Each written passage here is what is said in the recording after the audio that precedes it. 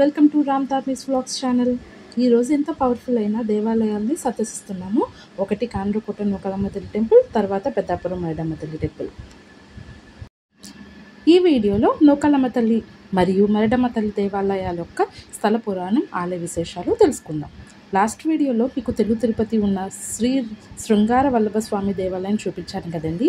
చూడకపోతే ఆ video link డిస్క్రిప్షన్లో ఇస్తాను, ఒకసారి చూడండి. ఆ టెంపుల్ని దర్శించుకున్నాక అక్కడి నుంచి మేము కాండ్రకోటలో ఉన్న నూకాలమ్మ తల్లి టెంపుల్ దర్శనానికి వెళ్తున్నామండి.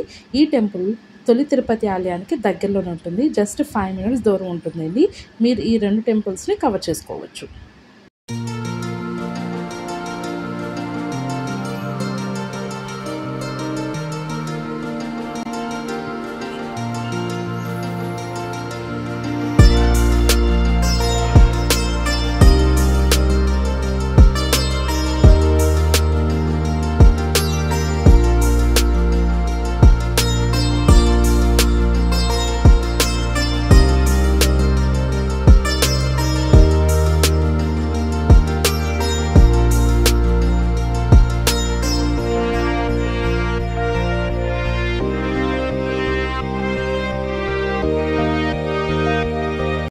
ఈ నూకాలమ్మ తల్లి టెంపుల్ హిస్టరీ చూస్తే ఇక్కడ కొన్ని వేల సంవత్సరాల క్రితం ఈ ప్రాంతాన్ని కిమ్మెర అనే ఒక స్వార్థపరుడైన రాజు పరిపాలిస్తూ ప్రజలను రాక్షసంగా అనేక చిత్రహింసలకు గురి చేసేవాడు.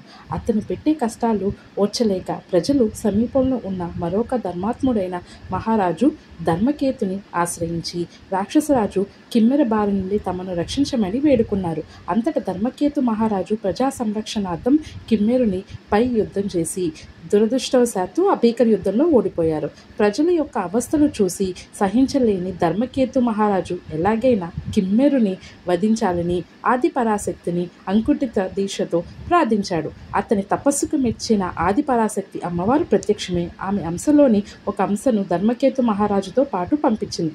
ఆ సహాయంతో ధర్మకేతు మహారాజు స్వార్థపరుడు రాక్షసరాజైన కిమ్మెరుని ఓడించి ప్రజల కష్టాల నుండి విముక్తిని చేశారు. ఆ ఆది పరాశక్తి నూకాలమ్మ అమ్మవారు యుద్ధంలో అతని విజయాన్ని సహాయం చేసినందుకు కృతజ్ఞతగా ధర్మకేతు మహారాజు శ్రీ నూకాలమ్మ అమ్మవారి ఈ ప్రాంతంలో ఆలయం నిర్మించాడు. అప్పటి నుంచి శ్రీ నూకాలమ్మ వారు ఆ రాజదేవతగా ప్రజలకు ఎటువంటి కష్టం రాకుండా కాపాడే కాండ్రకోట నూకాలమ్మగా కోరిన కోరికలు తీర్చే కల్పవల్లిగా కొలువుతీరింది. గర్భాలయంలో అమ్మవారి మూర్తి ఈ విధంగా ఉంటుందండి.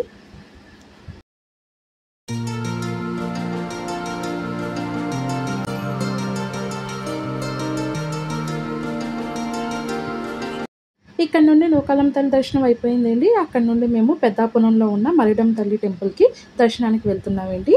ఇక్కడ ఈ అమ్మవారు కూడా పెద్దాపురం గ్రామ దేవత. ఈమె కూడా చాలా పవర్ఫుల్ అమ్మవారండి. నిలువెత్తు అమ్మవారి విగ్రహం చూస్తూ ఉంటే అమ్మవారే అక్కడ కూర్చుని భక్తులను ఆశీర్వదిస్తున్నట్టు ఉంటుందండి. మనసు చాలా ప్రశాంతంగా ఉంటుంది. అమ్మవారు కూడా చాలా అందంగా ఉంటారు.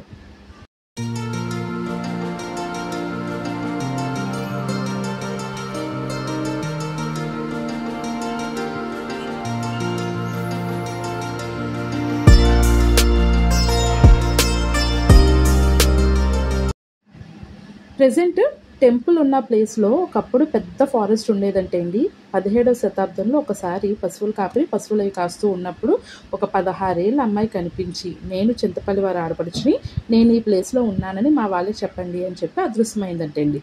వెంటనే చింతపల్లి వారి ఫ్యామిలీ మెంబర్స్కి ఈ విషయం చెప్పగా వాళ్ళు ఇక్కడికి వచ్చి చుట్టుపక్కల వెతక్క ఒక పసుపు పూసిన ఒక కర్ర గద్దె అమ్మవారి ప్రతిరూపంగా దొరికిందంటే ఆ గద్దెని ఇక్కడ ప్రతిష్ఠించి ఆలయం నిర్మించారు. అప్పటి నుండి నిత్య ధూపదీప నైవేద్యాలతో ఈ టెంపుల్ రోజు రోజుకి డెవలప్ అయ్యి అందరి కోరికలను తీరుస్తూ అమ్మ హుందాగా ఇక్కడ కూర్చుని భక్తుల్ని ఆశీర్వదిస్తున్నారండి. ఆలయం లోపల అమ్మవారి మూర్తి ఈ విధంగా ఉంటుందండి.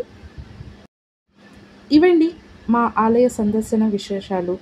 మరొక వీడియోతో మళ్ళీ మీ ముందుకు వస్తుంది Ram Dharmik channel. Thanks for watching. Please subscribe to our channel. Sri Matri Namaha.